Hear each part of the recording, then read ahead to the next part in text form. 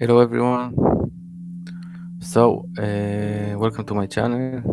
Today I'm gonna do a book review on Thinking Fast and Slow by Daniel Kahnman. This is the book. Pretty thick book. Okay. So that's why I made a review. I only marked the important stuff. Okay, that I think is relevant to everyone. So please make sure to leave a like and subscribe. And we start off. 1 second.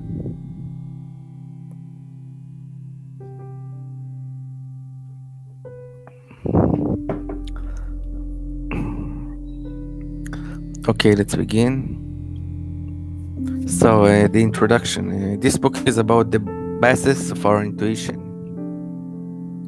We assume certain things automatically without having thought through them carefully. So, the first chapter is the characters of the story. Our brains are comprised of two characters. One that thinks fast, system 1, and the one that thinks slow, system 2.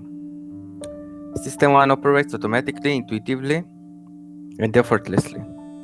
Like when we drive, we read the facial expression, we recall our rage, okay? System 2 requires slowing down, solving problems, computing, focusing, concentrating, and not jumping to quick conclusions.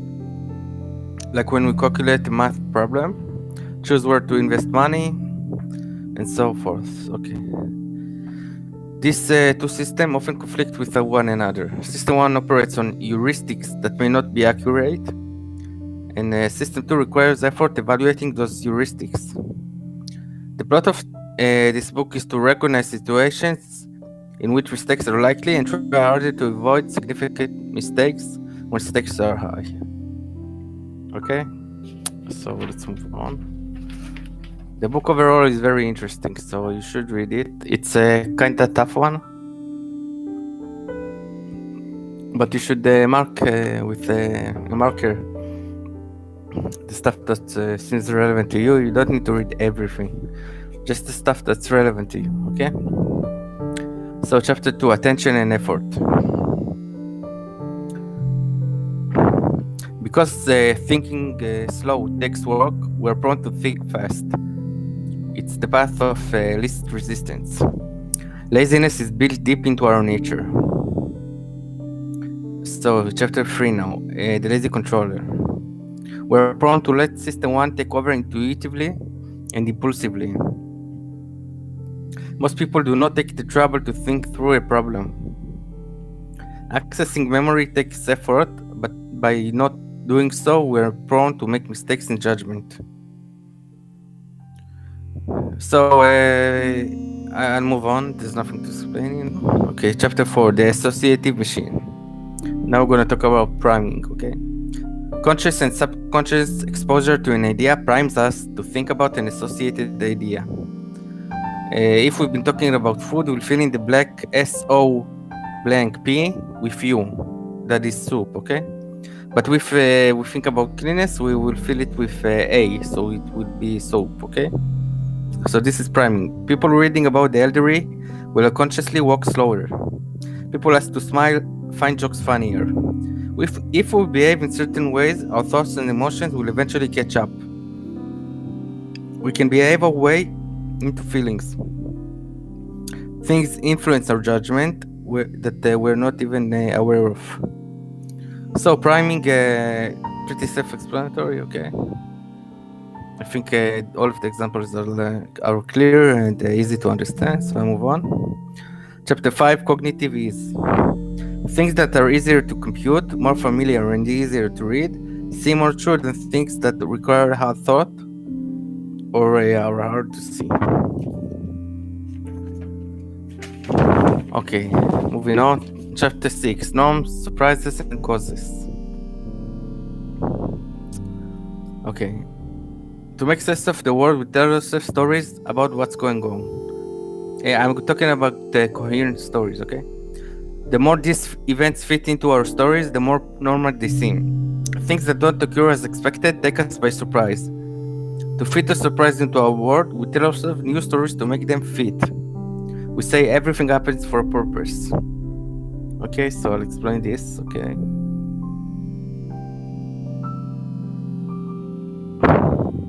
We try to make sense of stuff that happened to us. Okay, so we make up stories for it. Your mind is ready to identify agents, assigning personality traits and specific intentions. We posit intention and agency where none exists. We confuse causality with correlation, and we make more out of coincidence than is statistically warranted. So, like I said, okay.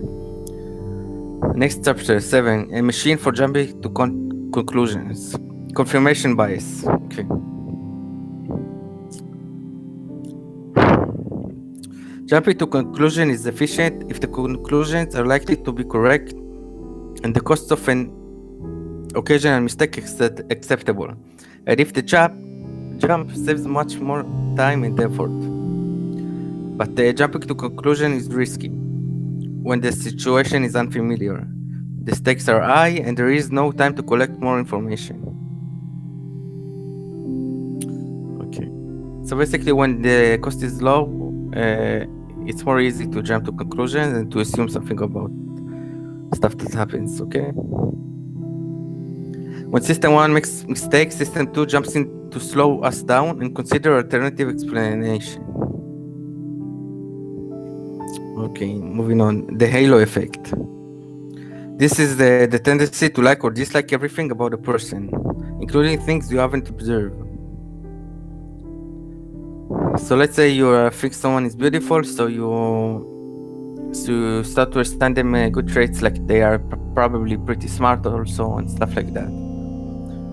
Okay, so let's move on, or the other way around. It depends on you and your opinion. Okay.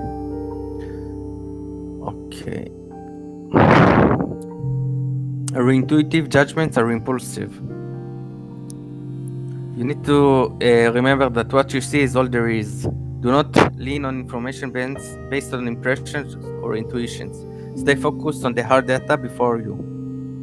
So, chapter 8: how judgment happens. System 1 relies on its intuition. We're prone to evaluate a decision without distinguishing which variables are most important. These basic assessments can easily replace the hard work System 2 must do to make judgment. So I'll explain what I just read, okay?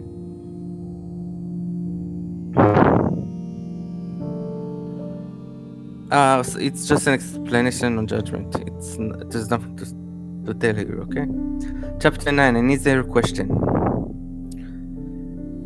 Substitution. When confronted with a perplexing problem, we make life easier for ourselves by answering a substitute simple question. So let's say you want to answer what is happiness in a philosophical question, okay? So we start to answer an easier question. What is my mood right now, okay? We replace vexing problems with easier problems, and we never get around to answering the harder question. So next subject is affect. Emotion influence judgment. People either likes and dislikes determine their beliefs about the world. We can let our emotional preference cloud our judgment and either under or overestimate risks and benefit. So it's like I said before, if you have emotion towards something, you probably judge it the wrong way, okay? The law of small numbers.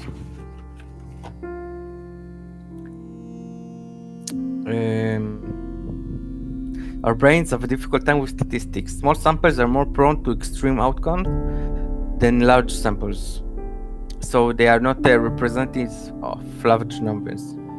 We make decisions on insufficient data, okay?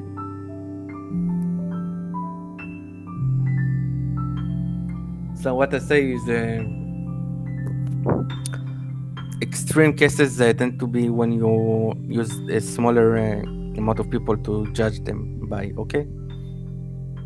So you can't assume from that with a larger group, the same extreme situation will happen. I mean, the chances for that are way lower, okay? Because it's percentage-wise, okay? So next chapter, next discovery is confidence over doubt. We have a bias toward believing. Because our brains are pattern recognition devices, we tend to attribute causality when none exists. Attributing oddities to chance takes work. It's easier to attribute them to some intelligent force in the universe.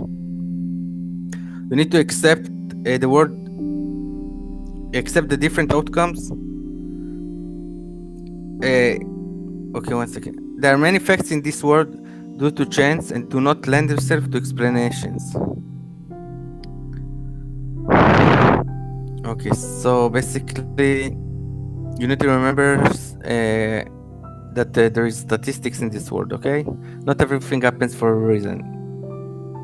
There is probability of bad stuff that can happen, and you don't need to make the wrong assumptions of why it happens. Sometimes it happens because it has a higher chance to happen, okay? It was random, okay? So, chapter 11 and course. Example for before, if you say like people started spreading prank for rain in the middle of August and it was actually raining. So usually it doesn't rain in August, okay? In Israel, for example. But once in a while, every 4 or 5 years it happens. So you need to remember it's not because we pray to God necessarily that I made the raindrops. It just happens once every 4 years, basically, on average, okay? The enquiring effects. Making okay. The enquiring effect. This is the subconscious phenomenon of making incorrect estimates due to previously heard quantities. If I said the number 10 and ask you to estimate Gandhi's age, you will give me lower number than if I told you 65. So this is as you anchor an idea in someone's head, and you affect their answer, okay, by doing that. We are more suggestible than we realize. So this is what people like mentalists do with their audience, okay. Chapter 12, the science of availability.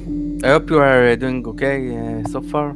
I know it's a lot, but it's way better than reading the entire book. Look, it's insane, this book, with so much you should buy the book, of course. Every book that I summarize, it's a book that I think is good, but hearing it's more easy, and the explanations give you more ideas, okay, that aren't in the book. So I hope you're enjoying it, and stay strong, okay? Okay, so the availability heuristic. When asked to estimate numbers like the frequency of divorces in Hollywood, for example, days with which we retrieve an answer influence the size of our answer. So I'll explain it in a second.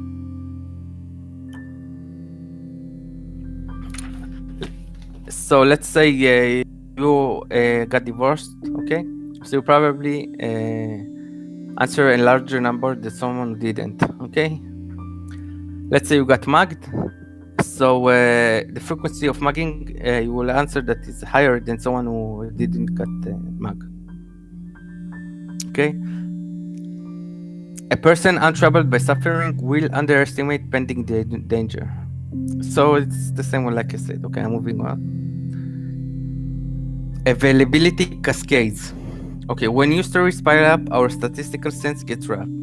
So let's say if you watch the news and you see bad news one after another, so it makes you more fearful of the world, okay? But in reality, those cases happens once every blue moon, okay? The thing is, for rating, they have to pile them up and broadcast them one after another. So you need to watch out for the stuff that you actually watch. Okay, the more we fear air travel, the more eager news reporters are to censor. Okay, it's not. There is a negative feedback loop in motion, a cascade of fear. Okay. Overreacting to a minor problem simply because we're a disproportionate number of negative news stories than positive one. Okay, so like I said, okay. Next is representativeness. Similar to profiling or stereotyping, representativeness is the intuitive leap to make judgment based on how similar something is to something we like without taking into consideration other factors.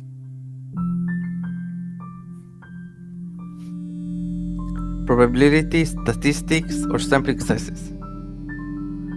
Baseball scouts used to recruit players based on how close their appearance resemble other good players. You can't judge a book by its cover.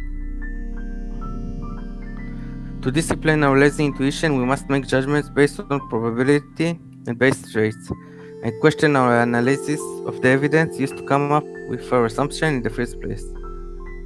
Think like a statistician. Okay.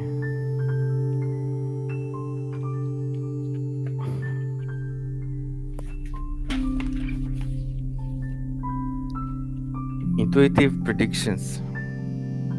Conclusions we draw with strong intuition feed overconfidence. Just because a thing feels right or intuitive doesn't make it right. We need system tools to slow down and examine our intuition and evaluate the quality of the evidence.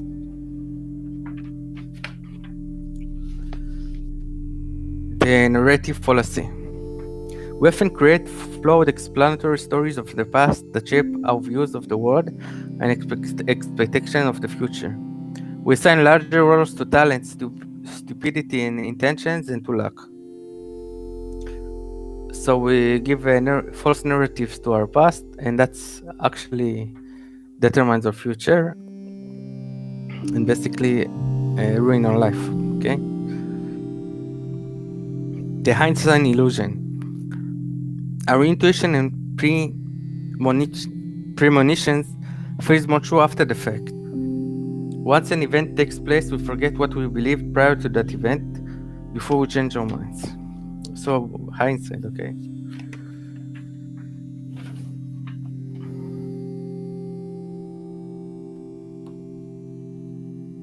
The optimistic bias. We're prone to neglect facts, others' failures, and what we don't know in favor of what we know and how skilled we are. We believe the outcome of our achievements lies entirely in our hands when neglecting the luck factor. We don't appreciate the uncertainty of our environment.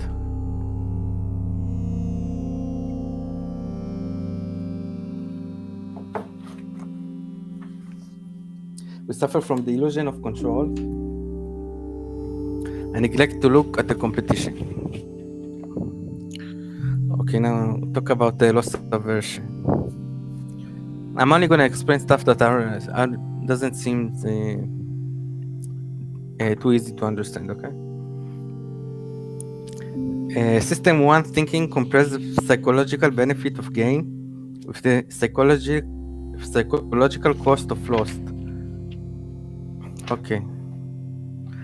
People will work harder to avoid losses than to achieve gains. That's why many people don't take chance. They are afraid of losing or being called a failure or something. Because that's our school teaching us to live life. They make us fearful when we get an F or failed an exam. So it continue with us to the life actually. We are afraid to fail in life and we don't get anywhere because of that. We need to reprogram our mind to love failing, okay? Because that's the only way to grow. So now, thinking narrowly. Most of us are so risk averse we avoid all gambles. This is wrong. Some gambles are clearly on our side, and by avoiding them we lose money. Think broadly, looking at the aggregate wins over many small gambles. Thinking narrowly, looking only at the short-term loss, paralyzes us. So you need to use system 2, okay? For that, to take gambles. You need to actually analyze the data and look at the macro picture and see if overall, even if you lose small battles, if you win the war, okay? To hedge your risk, okay? Fear of regret. Regret is an emotion we're familiar, and we do well to avoid making decisions that lead to regret. However, we're terrible at predicting how intense those feelings of regret will be. It often hurts less than we think. So you don't need to fear of regret that much, okay?